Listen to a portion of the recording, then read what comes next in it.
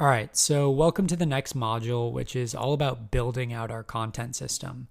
One of the questions that I get asked the most is how do you research and source viral content ideas? And after you've chosen your niche and kind of decide which topic you're going to be making content around, you're going to be exposed to a lot of this content and you're going to want to keep learning and understanding what's new in your niche, what's working, what the trends are, etc. And some of the ways that you can do this are by listening to podcasts from people in your niche. You can obviously read books from people in your niche.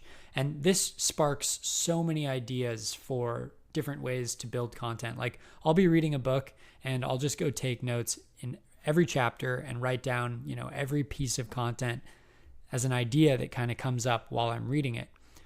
Conversations when you're talking to people, obviously it's kind of rude, but sometimes I just pull my phone out in the middle of a conversation and say, hey, I need to write that down real quick. That's a really good post idea. If you're in the news and highlights world, then obviously you got to be following the news sources or sports teams or whatever the content is based around very closely so you can be kind of first to market. There are blogs and websites. Those are kind of more opinionated or factual with websites. ChatGPT. So obviously this is a very big trend right now, and I think it's great for coming up with content ideas. I don't think that you should use every single idea that ChatGPT spits at you because a lot of them are very elementary and basic. And in order to really program ChatGPT to do well, you got to use some really strong prompts and verbiage instead of just, hey, give me the best 10 post ideas. You got to be more specific than that. And prompting is really an art form in today's world with all the new AI stuff.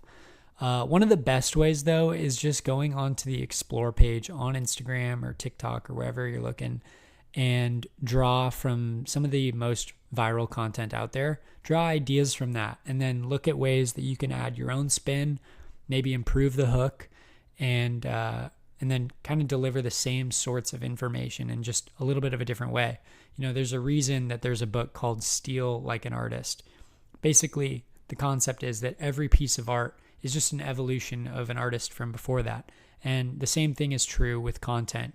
If you look inside certain niches, a lot of creators basically just take what's working out there, put their own spin on it, and then repackage it.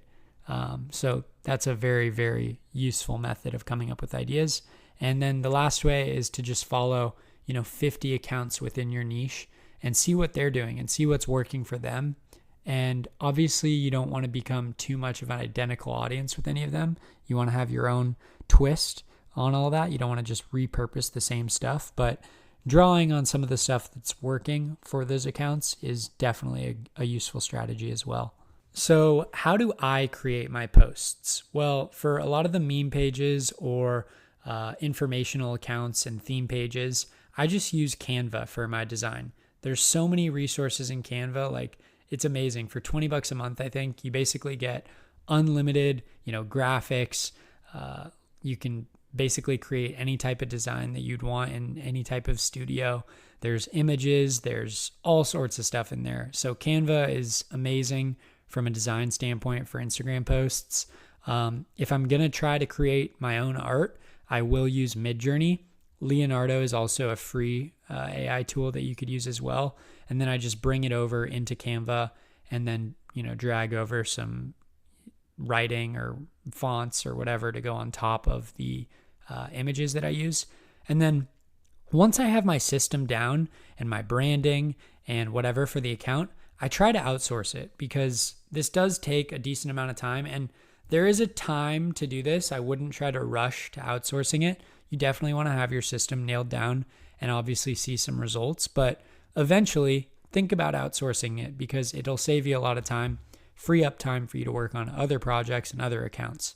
Now, next, let's talk about how I create Reels. And for this, the video editor that I use is just Adobe Premiere. And I've outsourced all of this at this point, but when I started, I was doing it myself. So just keep that in mind. For voiceovers, if I'm not going to use my own voice, then I'll go to 11 Labs. There's a couple great voices on there that are super viral. Adam and Anthony, I'm sure you'll recognize those voices if you go in there. They're awesome. They're super punchy. And you'll be able to get a lot of eyeballs just based on the voice that you're using kind of within your hook. If I'm going to create an avatar, then I'll use Studio DID to edit the way the avatar speaks along with the voiceover that I use. And then for artwork, for coming up with either an avatar or even just, slide by slide kind of stuff that goes along with a quote or something, I'll use Midjourney, and then I'll use a private designer to, like I said, put together the video and make the whole thing. So outsourcing, again, once you have your system down, is a great tool.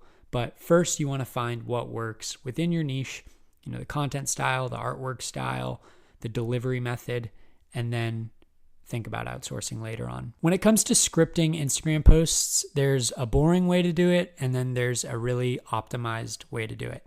So these are really delivering the same messages, but I want you to think about which one is more of a viral hook.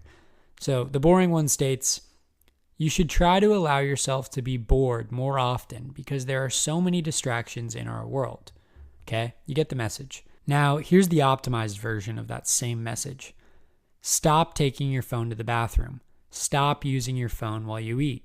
Stop taking your phone out whenever you have a minute or two of downtime. Allow yourself to be bored for a little.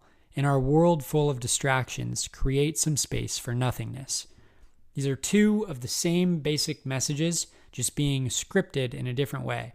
And the one on the right side, just to give you guys context, has gotten me, I've posted this on a couple different accounts, it's gotten me millions of impressions and reach on many of the large accounts that I've posted it on, and it does super well from like a save and reshare perspective because it's bold, it's strong, it's a different kind of a perspective than people are used to, and it really works.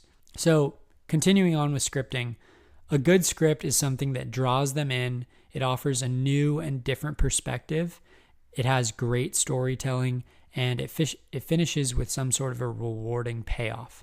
What that means is by the end of it, the person is like, dang, like I'm glad that I stuck around and finished this thing because now, I'm going to want to save it or share it.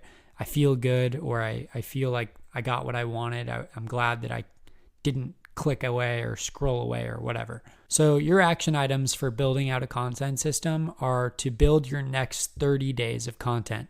What that means is I want you to go research, like I said, follow accounts in your niche, check the explore page, read some books, listen to some podcasts, use ChatGPT if you want, build out 30 topics, then go make some posts and some reels about them, and then queue them strategically, meaning like you don't want to do 5 reels in a row and then 5 posts in a row. Spread them out and have that queued because you want to have a month buffer of content. You never want to be scrambling, kind of scraping by day to just come up with stuff. Unless it's like news-based, that's the only time that I would kind of recommend living like that. But you want to have basically a 30-day buffer. So your action items for the week are to build out those next 30 days of content.